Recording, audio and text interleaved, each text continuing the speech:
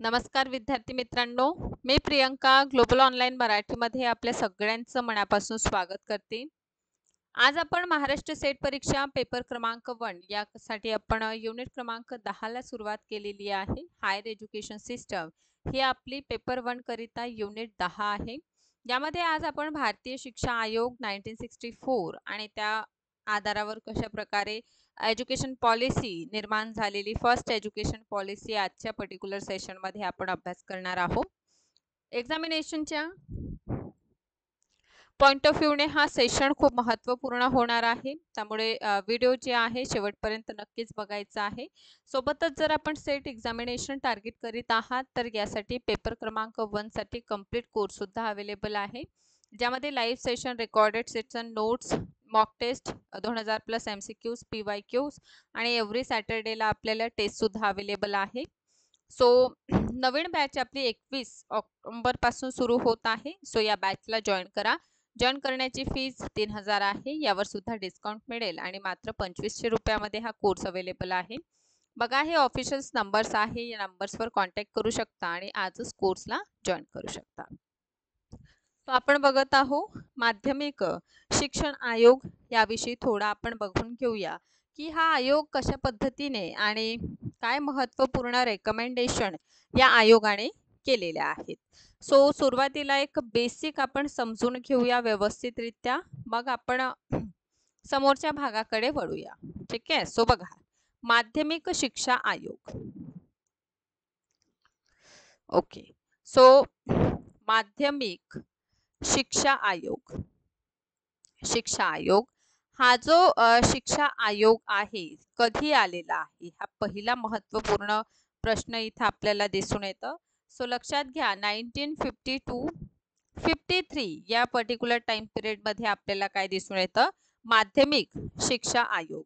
आपण कालच्या सेशन मध्ये बघितलं की स्वातंत्र्यानंतर उच्च शिक्षणामध्ये असंतोष निर्माण झालेला होता आणि त्यातूनच आपण राधाकृष्णन आयोगाचं गठन झालेलं आपण बघितलेलं आहे. अशाच प्रकारे असंतोष जे आहे माध्यमिक शिक्षणासंबंधित सुद्धा निर्माण झालेला आपल्याला दिसून येतं. ठीक आहे. सो माध्यमिक शिक्षणामध्ये सुद्धा असंतोष निर्माण झालेलं, यातूनच आपण बघतो की माध्यमिक शिक्षणासंबंधित सुधार करण्यासाठी, रिकमेंडेशन करण्यासाठी 1952 मध्ये आयोगाचं गठन होतं. या आयोगाचे जे अध्यक्ष असतात डॉक्टर लक्ष्मण स्वामी मुदलियर. कोण असतात? डॉक्टर लक्ष्मण स्वामी मुदलियर. डॉक्टर लक्ष्मण स्वामी मुदलियर हे काय असतात? अध्यक्ष असतात. ठीक आहे. बघा, माध्यमिक शिक्षा आयोग कधी आलेला आहे? 1952 मध्ये. सो माध्यमिक नावावरूनच आपल्याला क्लिअर होतं की यांनी जे रिकमेंडेशन केलेली आहे माध्यमिक शिक्षणासंबंधित सुधार करण्यासाठी डॉक्टर लक्ष्मण स्वामी मुदलियर यांच्या अध्यक्षतेखाली आयोगाचं गठन झालेलं आपण बघतो.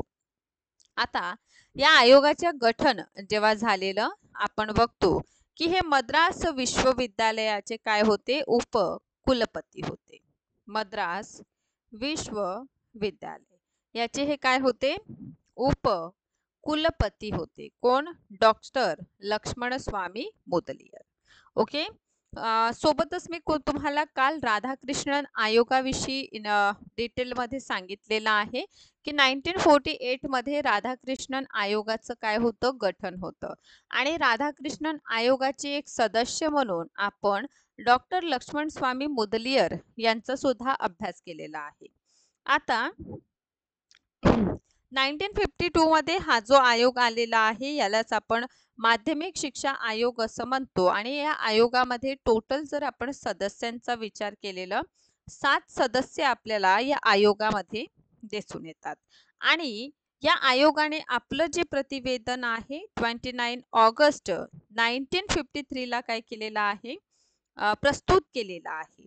कधी? 1953 मध्ये भारत सरकार समक्ष त्यांनी आपलं जे प्रतिवेदन आहे, रिपोर्ट आहे ते पेश केलेली आपल्याला दिसून येतं. त्यामुळे पर्टिक्युलर हा जो आयोग आहे याचा टाइम पिरियड 1952 गठन झालेलं आणि रिपोर्ट यांनी दिलेली आहे 1953 मध्ये.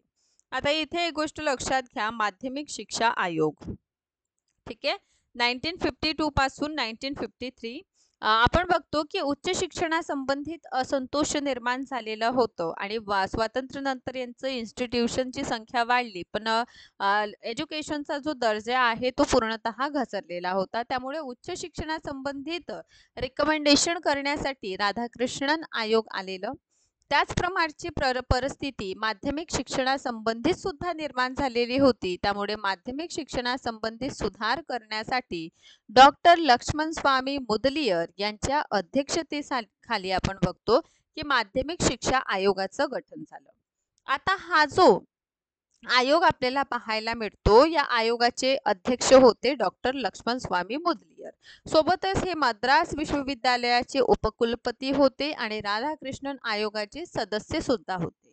आता माध्यमिक शिक्षण आयोग जे आहे, या माध्यमिक शिक्षण आयोगामध्ये टोटल 7 सदस्य आपल्याला दिसून येतात आणि यांनी आपलं प्रतिवेदन जे आहे, रिपोर्ट जे आहे 29 ऑगस्ट 1953 मध्ये त्यांनी काय केलं, आपलं प्रतिवेदन सादर केलेलं आपल्याला दिसून येतं. ठीक आहे, सो हे मुख्य असे पॉइंट आहे, हायलाइटेड पॉइंट आहे जे आपल्याला दिसून येतात. ठीक आहे, या व्यतिरिक्त आपण बघतो की या आयोगांचं गठनाचं काय उद्देश आहे. इतकं जर आपल्या सगळ्यांना क्लिअर झालेलं आहे, सो आपण समोर जाऊया आणि समोर जाताना आपण बघतो की आयोगाच्या माध्यमिक शिक्षण आयोगाचं जे गठन झालेलं आहे, तर कोणते महत्त्वपूर्ण उद्देश समोर ठेवून या आयोगाचं गठन झालेलं. ठीक आहे, सो फर्स्ट ऑफ ऑल आपण बघतो की जे माध्यमिक शिक्षा आहे, माध्यमिक शिक्षणाचं जे अभ्यासक्रम आहे, ठीक आहे, या अभ्यासक्रमासंबंधित रिकमेंडेशन करणं. ठीक आहे, चल हे महत्त्वपूर्ण आपल्याला दिसून येतं. या व्यतिरिक्त आपण बघतो की शिक्षक आहे, टीचर्स आहे, शिक्षकांचं वेतन, ठीक आहे, शिक्षकाचं वेतन संबंधित निर्णय देणे, शिफारसी देणे, माध्यमिक शिक्षणातील जे विद्यार्थी आहेत त्यांच्या शिस्तबद्धता म्हणजे अनुशासन हीनतेचा मोठा प्रमाण दिसून यायचं. त्यामुळे त्या संबंधित काही रिकमेंडेशन या आयोगाने केलेल्या आहेत. सोबतच माध्यमिक शिक्षणाची परीक्षा प्रणाली कशा प्रकारे असावी, परीक्षा पद्धती कशा प्रकारची असावी या संबंधित रिकमेंडेशन करण्यासाठी या आयोगाचं गठन झालेलं आपण बघतो. त्यामुळे लक्षात घ्या, 1952 मध्ये आलेल्या या आयोगाचं उद्देश काय होतं गठनाचं. पहिलं महत्त्वपूर्ण अभ्यासक्रम जे आहे, अभ्यासक्रमामध्ये काय करणं, बदल, शिक्षकांचं वेतन संबंधित रिकमेंडेशन देणं, अनुशासनहीनता विद्यार्थ्यांमध्ये जे दिसून येते त्या संबंधित रिकमेंडेशन देणं, परीक्षा पद्धतीमध्ये जे आपल्याला दिसून येतं कशा पद्धतीची माध्यमिक शिक्षणासंबंधित एक्झामिनेशन असावी त्या संबंधित निर्णय या आयोगाने दिलेला आहे. ओके, सो सोबतच यांच्या मुख्य जे रिकमेंडेशन आपल्याला दिसून येतं, प्रमुख जे बाब आहे, मुख्य घटक जो आहे या आयोगाच्या रिकमेंडेशन मध्ये, त्यामधील पहिला आपण बघतो की माध्यमिक शिक्षण जर बालक घेत आहे, ठीक आहे, सो माध्यमिक शिक्षणाची आयु यांनी वय जे आहे ते डिसाईड केलेलं की 11 वर्षापासून 17 वर्षापर्यंतचं जे एज्युकेशन आहे ते माध्यमिक शिक्षणामध्ये, म्हणजे माध्यमिक शिक्षणाचा जो कालावधी असणार आहे तो किती वर्षाचा असेल, तर माध्यमिक शिक्षणाचा कालावधी 7 इयर्स असणार. किती इयर्स असेल, 7 वर्ष माध्यमिक शिक्षण असणार आहे. आणि या माध्यमिक शिक्षणाचं त्यांनी 2 भाग केलेला आपल्याला दिसून येतं. पहिलं भाग म्हणजे 3 वर्षाचं, 3 इयर्स. आता हे 3 वर्षाची जी माध्यमिक शिक्षा आहे त्याला ज्युनियर माध्यमिक असं म्हणतात. काय म्हणतात, ज्युनियर माध्यमिक असं म्हणतात, ज्युनियर माध्यमिक असं याला म्हणतात. आता हे ज्युनियर माध्यमिक म्हणजे काय, तर बालक जेव्हा 5th स्टँडर्ड पासून 7 पर्यंतचा अभ्यास करणार, हा जो पर्टिक्युलर आपण बघतो 5वी पासून 7वी पर्यंत 3 वर्षाचं, याला ज्युनियर माध्यमिक असं म्हटल्या गेले. आणि दुसरं म्हणजे 4 वर्षाचं, ठीक आहे, 4 इयर्स. आता हे 4 इयर्सची जी माध्यमिक शिक्षा आहे त्याला उच्चतम माध्यमिक म्हटलं, उच्चतर माध्यमिक शिक्षा. कोणती शिक्षा आहे? हे उच्चतर माध्यमिक शिक्षण आहे.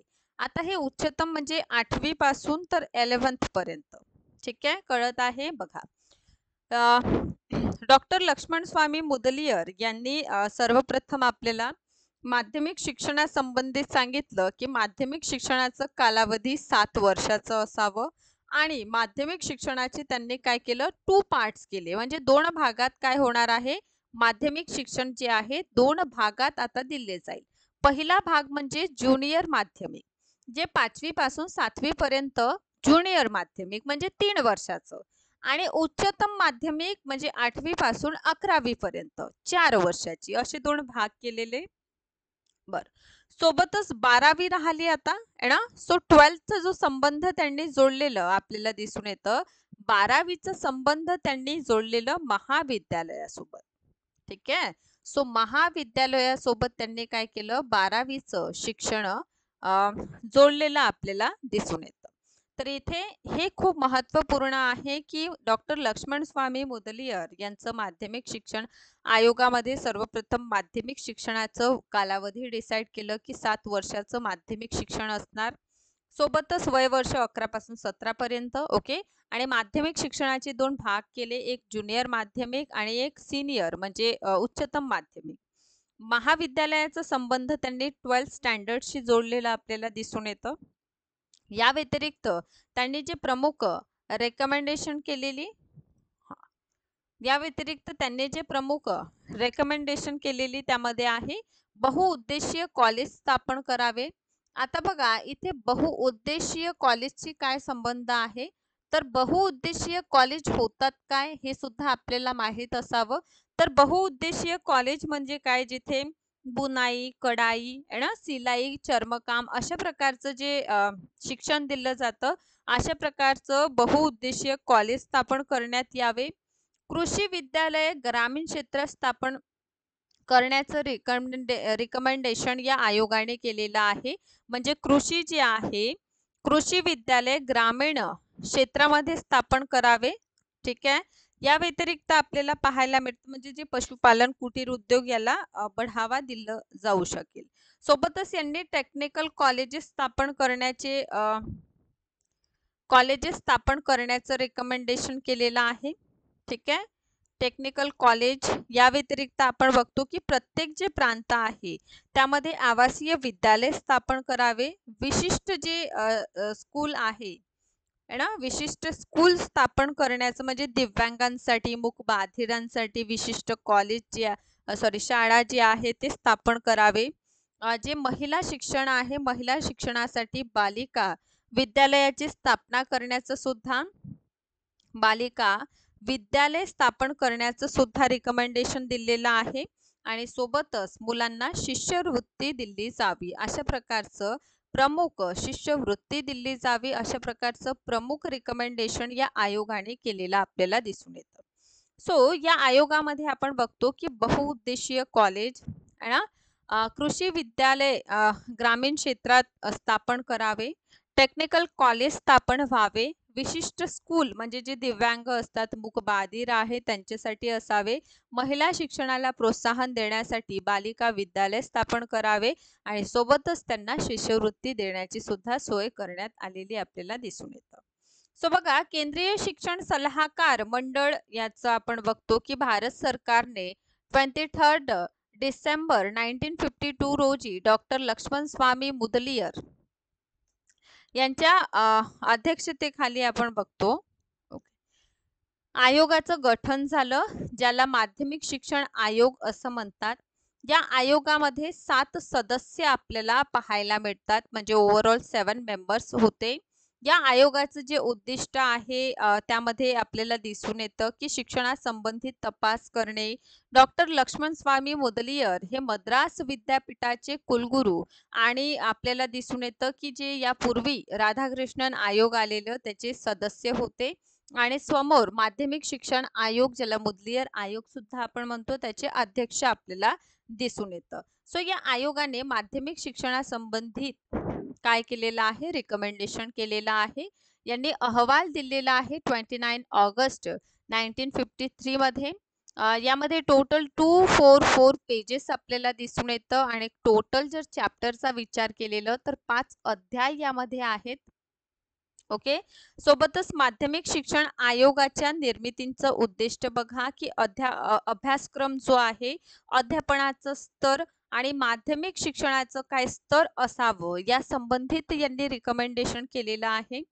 शिक्षकांच्या वेतनासंबंधित निर्णय देणे, परीक्षा जे आहे एक्झामिनेशन पद्धती सुधारण्यात याव्या आणि माध्यमिक शिक्षण केवळ पुस्तकापुरतच मर्यादित न राहता रिअल लाईफ मध्ये म्हणजे बालक जो आहे तो रिअल लाईफ प्रॉब्लेम सुद्धा फेस करू शकणारा असावं, अशा प्रकारचं माध्यमिक शिक्षण असावं. जे टीचिंग मेथड्स आहे त्या संबंधित सुद्धा डिफेक्ट आपल्याला दिसून येतं. म्हणजे शिक्षण शिकवण्याची जी पद्धती आहे त्यातील चुकाही त्यांनी लक्षात आणून दिलेल्या. यांनी सांगितलं की यांचं जे प्रमुख जे रिकमेंडेशन आहे यामध्ये सर्वप्रथम आपण बघतो की माध्यमिक शिक्षणाचा जो टाइम पिरियड आहे तो 7 वर्षाचा असावं. माध्यमिक शिक्षणाचे 2 भाग केले. एक 3 वर्षाचे शिक्षण म्हणजे ज्युनियर माध्यमिक आणि 4 वर्षाचं म्हणजे उच्चतम माध्यमिक. बहुउद्देशीय कॉलेज स्थापन करण्यात आले. कृषी फलउद्योग याला प्रोत्साहन देण्यासाठी ग्रामीण महाविद्यालय स्थापन करावे, निवासी शाळा स्थापन करावे, सोबतच विशेष शाळा. जर विद्यार्थी पात्र आहे तर अशा विद्यार्थ्यांना शिष्यवृत्ती देण्यात यावी आणि पॉलिटेक्निक कॉलेज आहे, अपंगांसाठी शाळा आहे, या सगळ्या ओपन करण्यात यावा, अशा प्रकारचं रिकमेंडेशन या आयोगाने केलेलं आहे. ओके. सोबतच प्रत्येक प्रांतात प्रांतीय शिक्षण सल्लागार मंडळाची स्थापना व्हावी. तंत्र शिक्षण मंडळे स्थापन करण्याचं सुद्धा यांनी रिकमेंडेशन केलेलं आहे. सोबतच आपण बघतो की जे माध्यमिक शिक्षणासंबंधित जे आपण माध्यमिक शिक्षणासंबंधित जे आपण बघतो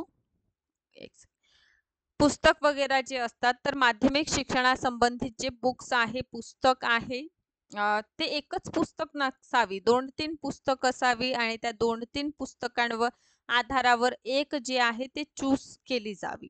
ठीक आहे. बरं. कालावधी यांनी डिसाईड करून दिलं की शैक्षणिक वर्ष हे 200 दिवसाचा असावा. ठीक आहे. 200 दिवसाचा कालावधी यामध्ये डिसाईड करण्यात आलेला आपल्याला दिसून येतं. ओके. सो अशा प्रकारचं प्रमुख रेकमेंडेशन आहे माध्यमिक शिक्षा आयोगाचं. ठीक. चला.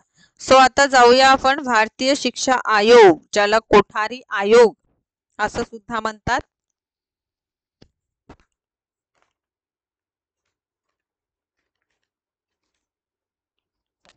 सो माध्यमिक शिक्षा आयोग आपण अभ्यास केलेला आहे. आय होप तुम्हाला यामध्ये डाऊट नाही. जे मेजर आहे, जे विचारलं जातं तो संपूर्ण घटक मी क्लिअर करून दिलेला आहे. सो भारतीय शिक्षक आयोगाकडे जाऊया. भारतीय शिक्षा आयोग.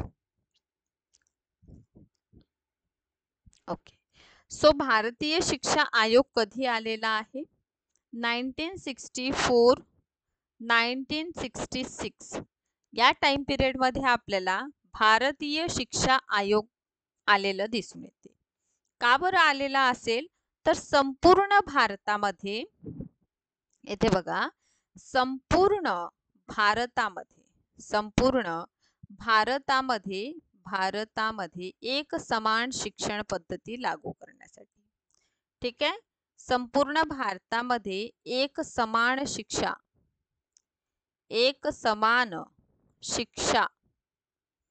लागू करण्यासाठी आपण बघतो माध्यमिक शिक्षा आयोग याचं गठन झालंय.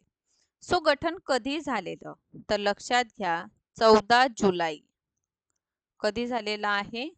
14 जुलै 1964 मध्ये आयोगाचं गठन झालेलं, ज्याचे अध्यक्ष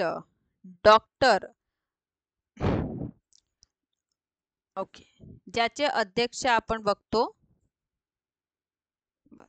ज्याचे अध्यक्ष कोण होते? DS कोठारी. ठीक आहे. अध्यक्ष कोण होते? DS कोठारी. कोण अध्यक्ष आपल्याला दिसून येतं? DS कोठारी हे काय होते? अध्यक्ष होते. आता इथे परत एकदा बघा काय म्हटलेलं, भारतीय शिक्षा आयोगाचं गठन झालेलं आहे 1964 मध्ये. का बरं या आयोगाचं गठन झालेलं, तर संपूर्ण भारतामध्ये एक समान शिक्षण पद्धती लागू करण्यासाठी 1964 मध्ये भारतीय शिक्षा आयोगाचं गठन झालेलं. या आयोगाचं गठन कधी झालं, तर इथे डेटही मेन्शन करा. 14 जुलै 1964 मध्ये आयोगाचं गठन झालेलं. आयोगाचे अध्यक्ष कोण होते, तर डॉक्टर DS कोठारी आपण बघतो अध्यक्ष होते. त्यामुळे या आयोगाला आपण कोठारी आयोगही म्हणणार. कोठारी आयोग. आता हा आयोग आपल्यासाठी का महत्वाचा आहे, कारण कोठारी आयोगाच्या यावरूनच आपण बघतो की आपली फर्स्ट एज्युकेशन पॉलिसी, पहिली शिक्षा नीती हे तयार झालेली आहे. म्हणजे जे रिकमेंडेशन आपण कोठारी आयोगामध्ये बघणार आहोत तेच आपलं फर्स्ट एज्युकेशन पॉलिसी 1968 आपल्याला दिसून येतं. ठीक आहे. सो परत मी एकदा रिपीट करून देते जो महत्वपूर्ण भाग मी कव्हर केलेला आहे. भारतीय शिक्षा आयोग 1964 पासून 1966. संपूर्ण भारतामध्ये एक समान शिक्षा लागू करण्यासाठी 14 जुलै 1964 मध्ये DS कोठारी यांच्या अध्यक्षतेखाली भारतीय शिक्षा आयोगाचं गठन झालेलं. त्यामुळेच या आयोगाला आपण कोठारी आयोग म्हणतो. आणि कोठारी आयोगाचे जे रेकमेंडेशन असणार आहे, याच रेकमेंडेशनवर आधारित आपली फर्स्ट एज्युकेशन पॉलिसी कधी येतं, 1968 मध्ये येताना आपल्याला दिसून येतं. ठीक आहे. सो हे भारतीय शिक्षा आयोग, कोठारी आयोग आणि पहिली शिक्षा नीती हे तीनही टॉपिक आपण एकत्रित बघत आहोत. तीनही नाही, दोनही टॉपिक आपण एकत्रित बघत आहोत. ओके. सो या आयोगाचं येण्याचं काय उद्देश होतं. ठीक आहे. सो प्राथमिक शिक्षण झालेलं, माध्यमिक शिक्षण आणि उच्च शिक्षा आपण बघतो, हायर स्टडीज ना, उच्च शिक्षण सोबतच आपण बघतो की टेक्निकल जे आहे, ठीक आहे, टेक्निकल शिक्षा, या शिक्षणासंबंधित काय करणं, रिकमेंडेशन करणे, शिफारशी करणे. याचा अर्थ कोठारी आयोगाचं गठनाचा जो उद्देश आहे, प्राथमिक, माध्यमिक आणि उच्च शिक्षण, टेक्निकल एज्युकेशन या सगळ्या संबंधित रिकमेंडेशन देण्यासाठी कोठारी आयोगाचं गठन झालेलं आहे ना. त्यामुळे उद्देशामध्ये हायलाइट करा की यांनी प्राथमिक शिक्षा, माध्यमिक शिक्षा, उच्च शिक्षा, टेक्निकल एज्युकेशन या संबंधित काय केलेलं आहे, रेकमेंडेशन दिलेलं आहे. ओके. सो यांनी प्रतिवेदन कधी सादर केलेलं, तर लक्षात घ्या, कोठारी आयोगाने प्रतिवेदन दिलेलं आहे 29 जून 1966 मध्ये. ठीक आहे. बर, 1966 मध्ये यांनी काय केलेलं, आपलं प्रतिवेदन दिलेलं आपल्याला दिसून येतं. इथे परत एकदा रिपीट करते, भारतीय शिक्षा आयोग संपूर्ण देशात एक समान शिक्षा लागू करण्यासाठी आलेलं. याचं गठन जे झालेलं आहे 14 जुलै 1964 ला. याचे अध्यक्ष DS कोठारी होते. यांच्याच रिकमेंडेशनवर आधारित फर्स्ट एज्युकेशन पॉलिसी 1968 येतं. का बरं या आयोगाचं गठन झालेलं, प्राथमिक, माध्यमिक आणि उच्च टेक्निकल शिक्षणासंबंधित रेकमेंडेशन करण्यासाठी. यांनी जे रिपोर्ट सादर केलेली आहे 29 जून 1966 मध्ये यांनी आपलं प्रतिवेदन जे आहे ते दिलेलं दिसून येतं. ठीक आहे. चला समोर आपण बघतो की प्रतिवेदनानंतर यामध्ये टोटल 692 पेजेस होते, म्हणजे ओव्हरऑल ही रिपोर्ट, आणि 3 भाग होते. किती? 3 भाग. म्हणजे 3 भागात ही जे शिक्षण आहे त्या विभाजित आपल्याला दिसून येतं. आणि यांची जी रिपोर्ट आहे त्याला नाव आहे, काय नाव आहे हे विचारलं सुद्धा जाऊ शकतं, शिक्षा एवं राष्ट्रीय विकास. शिक्षा एवं राष्ट्रीय विकास. राष्ट्रीय विकास, शिक्षा एवं राष्ट्रीय विकास, हे काय आहे, याचं टायटल आहे, याचं हेडिंग आपल्याला हे दिसून येतं. ठीक आहे. So okay. सो हे प्रमुख गोष्टी झालेल्या. ठीक आहे. सो कोठारी आयोगाचं जे रिपोर्ट आहे किंवा कोठारी आयोगाने जे शिक्षणासंबंधित रेकमेंडेशन दिलेलं आहे त्याचं नाव आहे शिक्षा आणि राष्ट्रीय विकास. ठीक आहे. सो यांचं संरचना बघा, यांनी सर्वप्रथम खूप महत्त्वाचं आहे, पूर्वीचं संरचना कशा प्रकारचं होतं आणि 2020 कशा प्रकारे असेल. यामध्ये त्यांनी पूर्व प्राथमिक सांगितलेलं, काय सांगितलेलं आहे, पूर्व प्राथमिक शिक्षण. ठीक आहे. तर पूर्व प्राथमिक शिक्षण किती वर्षाचं असणार आहे, 2 ते 3 वर्षाचं. ठीक आहे. पूर्व प्राथमिक 2 ते 3 वर्षाचं, KG1 वालं. ठीक आहे. त्यानंतर त्यांनी सांगितलं निम्न प्राथमिक, काय सांगितलं आहे, पूर्व प्राथमिक नंतर निम्न प्राथमिक शिक्षण. ठीक आहे. सो निम्न प्राथमिक शिक्षण जे त्यांनी सांगितलेले आहे ते 4 ते 5 वर्षाचं. ठीक आहे. 4 ते 5 वर्षाचं. ठीक आहे. म्हणजे बालक हा फर्स्ट पासून चौथी पर्यंत, 4th स्टँडर्ड पर्यंत आपल्याला दिसून येईल निम्न प्राथमिक. त्यानंतर त्यांनी उच्च प्राथमिक सांगितलेलं आहे, उच्च प्राथमिक. ठीक आहे. सो उच्च प्राथमिक किती वर्षाचं असेल, उच्च प्राथमिक असेल 2 ते 3 वर्षाचं. ठीक आहे. 2 ते 3 वर्षाचं म्हणजे बालक कोणत्या क्लासमध्ये जाईल, ऑब्व्हियसली 5th पासून 7th पर्यंत. यानंतर त्यांनी निम्न माध्यमिक सांगितलेलं, निम्न माध्यमिक. ठीक आहे.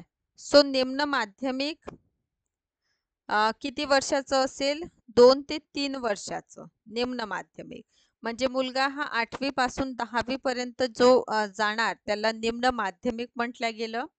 यानंतर एक नाव दिलेलं उच्च माध्यमिक. उच्च माध्यमिक, उच्च माध्यमिक मध्ये काय आलेले आहेत, आपण 10वी पर्यंत माध्यमिक. हा. सो उच्च माध्यमिक मध्ये काय आलेलं आहे, 11th 12th. ठीक आहे. म्हणजे 2 इयर्स, म्हणजे काय, 2 इयर्स. बरं. आता जर तुम्हाला ऍडमिशन घ्यायचं आहे, शाळेत प्रवेश घ्यायचा आहे, तर बाळाचं वय किती असावं, 6 वर्ष. किती वय असावं, 6 वर्ष. सो मेन स्ट्रक्चर आपल्याला या आयोगाने दिलेलं दिसून येतं. काय दिलेलं दिसून येतं, मेन जे स्ट्रक्चर आहे ते या आयोगाने दिलेलं आपल्याला दिसून येतं.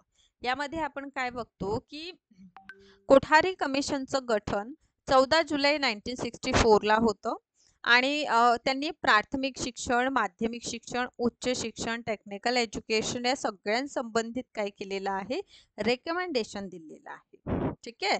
सो यांनी प्रतिवेदन सादर केलं 1966 ला. 1966 ला जेव्हा त्यांनी प्रतिवेदन सादर केलेलं तेव्हा टोटल 692 पेजेस होते आणि हे जे रिपोर्ट आहे 3 भागात, आणि या रिपोर्टला नाव दिलं शिक्षा आणि राष्ट्रीय विकास म्हणून. ठीक आहे. स्ट्रक्चर त्यांनी दिलेलं आहे, ज्यामध्ये सर्वप्रथम पूर्व प्राथमिक शिक्षण, ज्यामध्ये नर्सरी, KG1 वगैरे येणार. ठीक आहे. त्यानंतर त्यांनी निम्न प्राथमिक शिक्षण सांगितलं, 4 ते 5 वर्षाचं निम्न प्राथमिक असेल. आता यामध्ये जे आहे 1ली पासून 4थी पर्यंत म्हणजे निम्न प्राथमिक. यानंतर त्यांनी सांगितलं उच्च प्राथमिक शिक्षण, जे 2 ते 3 वर्षाची असेल. आता उच्च प्राथमिक म्हणजे काय, तर यामध्ये 5वी पासून 7वी पर्यंत विद्यार्थी काय करणार आहे, अभ्यास करणार आहे. त्यानंतर त्यांनी सांगितलेलं आपल्याला दिसून येतं निम्न माध्यमिक शिक्षण. आता हे किती वर्षाचं असेल, 2 ते 3 वर्षाचं निम्न माध्यमिक शिक्षण यांनी सांगितलं आहे. म्हणजे बाळ जो आहे 8वी पासून 10वी पर्यंत आपल्याला दिसून येईल. ठीक आहे. सो उच्च माध्यमिक मध्ये आपण काय बघतो, 11th 12th म्हणजे 11वी आणि 12वी 2 वर्षाचं. ओके. सो बालकांना जर ऍडमिशन घ्यायचं आहे तर 6 इयर यांची काय असावी, आयु असावी. हा पहिला स्ट्रक्चर. ठीक. आता समोर बघा, समोर सांगितलेलं आहे 3 वर्षाची डिग्री असावी. किती, 3 इयर्सची डिग्री असावी. ठीक आहे. याला व्यवस्थित नोट डाऊन करा. 3 वर्षाची काय असावी, डिग्री असावी. ठीक आहे. सो यामध्ये आपण बघतो 3 इयर्स डिग्री, 2 वर्षाची द्वितीय डिग्री, सेकंड डिग्री ज्याला आपण म्हणतो. ठीक आहे, म्हणजे मास्टरची द्वितीय जे डिग्री असणार आहे ते 2 वर्षाची असेल, म्हणजे PG आपलं. रिसर्च जर आपल्याला करायचा आहे तर 2 ते 3 वर्ष काय असेल, रिसर्च असेल, म्हणजे अनुसंधान असेल. किती, 2 ते 3 वर्षाचं. ठीक आहे. सो अशा प्रकारचं त्यांनी स्ट्रक्चर जो दिले, 10+2+3 चा स्ट्रक्चर आपल्याला दिसून येतं, कोठारी आयोग देतं.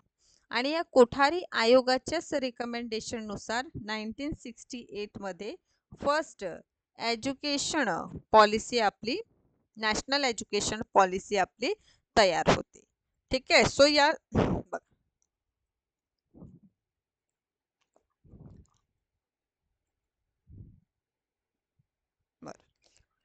सो या समोरचं जे पार्ट आहे ते आपण उद्याला डिस्कस करूया. सेशनला बघत राहा, लाईक करा, शेअर करा, चॅनलला सबस्क्राईब करा. 21 पासून आपली बॅच सुरू होत आहे. जर जॉईन केलेलं नसेल तर नक्कीच जॉईन करा, जेणेकरून येणाऱ्या एक्झामिनेशनमध्ये फायदा होईल. Thank you so much.